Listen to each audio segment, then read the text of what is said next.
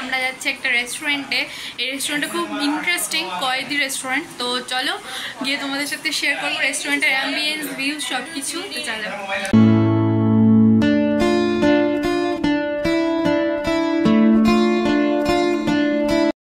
চলে এসছি কয়েদি কিচেনে। তো এখন আমরা সিঁড়ি বেয়ে উঠছি। তো চলো দেখাচ্ছি তোমাদের এন্ট্রান্সটা।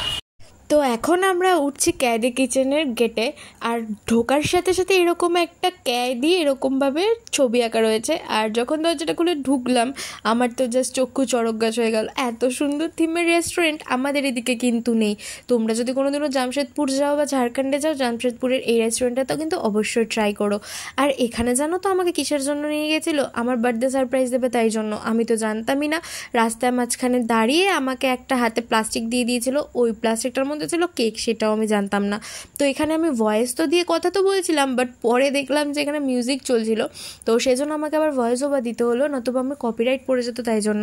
তো এখানের দেখো সব যারা এখানে স্টাফ রয়েছে সবাই কিন্তু হয় কয়েদি নয় পুলিশ সেজে রয়েছে। আর আমি তোমাদের সাথে কিছুটা করে এখানকার মেনু কার্ডটাও শেয়ার করে দিলাম। জানি না যে তোমাদের কাদের এটা খুব একটা ইম্পর্টেন্ট বলে মনে হবে, কারণ এটা তো জামশেদপুরে, আমাদের ওয়েস্ট বেঙ্গলে না। তো যাই হোক, তাও আমি শেয়ার করে দিলাম। যদি কোনো দিনও যাও ট্রাই করো, বা তোমরা দামটাও দেখে নিতে পারো যে এই সমস্ত রেস্টুরেন্টগুলোতে কীরকম জিনিসের দাম হতে পারে। খুব একটা এক্সপেন্সিভ না, মোটামুটি ভালোই। হ্যাঁ, নর্মালের থেকে একটু বেশি, কিন্তু ঠিক আছে।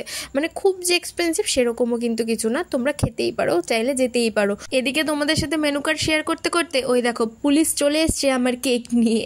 কেকটা এনে বদিদি ওদের কাছে দিয়ে দিয়েছিল, ওরা ডেকোরেশন করে সুন্দর করে কেকটা দিয়ে দিল। আর পুলিশটা এখানে এসে কেকটাও দিয়ে দিল আর ক্যান্ডেলটাও জ্বালিয়ে দিয়েছিল। এখন আমি বসবো কেক কাটতে। আর শোনো, এখান থেকেই হলো আমার বার্থডে সিরিজ শুরু। এই বার্থডে সিরিজ যে কোথায় গিয়ে শেষ হবে জানি না। এটা কিন্তু আমার অ্যাডভান্স বার্থডে ছিল। তো দিদি আর জিজু মিলে আমাকে এটা সারপ্রাইজ দিল। আসলে কি হয়েছে, আমার কোনো বার্থডেতে বদিদির বিয়ের পর থেকে বদিদি থাকতে পারে না। আর যেবার বদিদির বিয়ে হলো না, সেইবার বদিদি আমার বার্থডেতে সারপ্রাইজ দিয়েছিল। ভোরবেলায় এসে 5টার সময় এসে কেক টেক নিয়ে রানী দিদি আর বদিদি চলে এসেছিলো। আমার বার্থডে ছিল সেপ্টেম্বরে আর বদিদির বিয়ে হয়ে যায় নভেম্বরে। তো সেটাই ছিল আমার আর বদিদির একসাথে বার্থডে সেলিব্রেট করা, মানে আমার বার্থডে একসাথে সেলিব্রেট করা।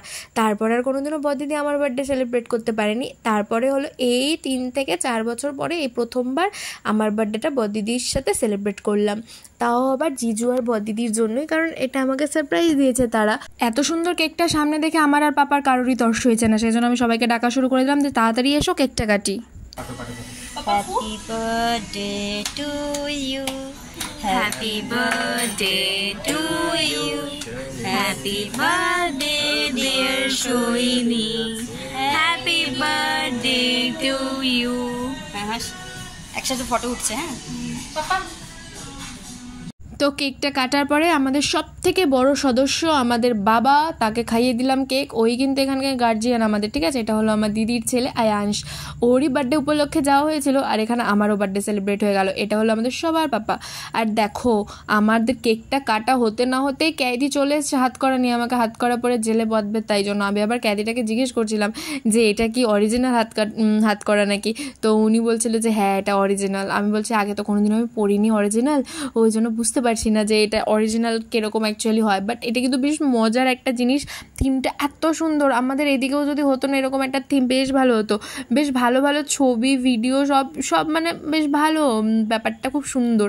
আমি তো খুবই মজা পেয়েছি, আর আমি বারবার দিদিকে আর জিজুকে থ্যাংক ইউ বলছিলাম যে থ্যাংক ইউ এত সুন্দর একটা সারপ্রাইজ দেওয়ার জন্য, বার্থডের আগেই এত স্পেশাল।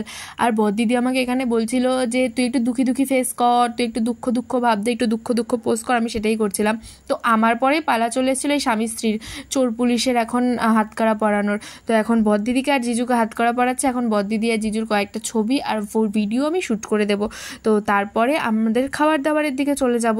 তো খাবার দাবারের আগে আমরা এই মজাগুলো একটু করে নিচ্ছিলাম। তো আমাদের ফটো ভিডিও শেষ হতে না হতেই চলে এসেছিলো আমাদের খাবার। আর স্টার্টারে ছিল এরকম জুসি চিকেন লেগ পিস, যেটা কিনা অসাধারণ দেখতে, যেরকম দেখতে সেরকমই কিন্তু খেতে ভীষণ জুসি। বদিদি আর আমি তাই চিয়ার্স করেই খাওয়া শুরু করে দিলাম। আর মেন কোর্সে যেগুলো ছিল সেগুলো তোমাদের সাথে শেয়ার করি। মেন কোর্সে ছিল রুটি, আর ছিল চিকেন রাড়া, আর একটা ছিল কড়াই চিকেন। এই সবকটা ডিশই না খুবই দারুণ দেখতে, দেখতে আর খেতেও সেরকমই টেস্টি। আর এখানে একটা জিনিস দেখলাম, খাবারের সাথে এক বাটি পেঁয়াজ দিয়েছিল, পেঁয়াজটাকে আগে থেকে ভিজিয়ে রেখেছিল বা আগে থেকে সেদ্ধ করে রেখেছিল। এই দেখো আমাদের মেন কোর্সে ছিল এইগুলোই। আর রুটি এত বেশি নিয়েছিল জিজু যে এগুলো রাস্তায় আর কেউ খেতেই পারছিল না। আমি আর রানী দিদি তো একটাতেই কুপোকাত, একটার বেশি তো আমাদের পেটে আর জায়গা ধরছিল না, তাও কষ্ট করে আমরা 2 2.5টা করে খেয়েছি। তারপরেও আমাদের খাবার এত এক্সিস্ট করছিল। তো তারপরে আমরা নিয়েছিলাম কড়াই চিকেনটা। সত্যি কথা বলতে চিকেন রাড়াটা সব থেকে বেশি টেস্টি ছিল। আর এখানে দেখো কি সুন্দর হাত ধোয়ার জন্য জল দেয়, আমাদের এদিকে কিন্তু দেয় না। তো যাই হোক, এইসব জিনিসগুলো আমার ওখানকার খুবই ভালো লেগেছে।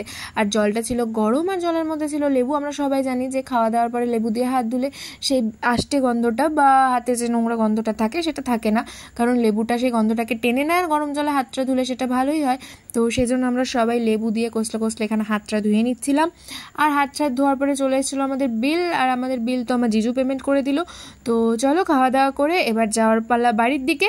ভিডিওটা কেমন লাগলো অবশ্যই কমেন্ট করে জানিও। আমার একটা সারপ্রাইজ বার্থডে সেলিব্রেশন হয়ে গেল জামশেদপুরে, এটা আমার কাছে খুব মজার বিষয়। তো চলো ভিডিওটা এখানে এন্ড করছি, কেমন লাগলো জানিও, ভালো লাগলো অবশ্যই ভিডিওটাতে একটা লাইক করে দিও, আর যারা সাবস্ক্রাইব করোনি করে দিও কিন্তু। চলো সবাই ভালো থেকো, সুস্থ থেকো, টাটা।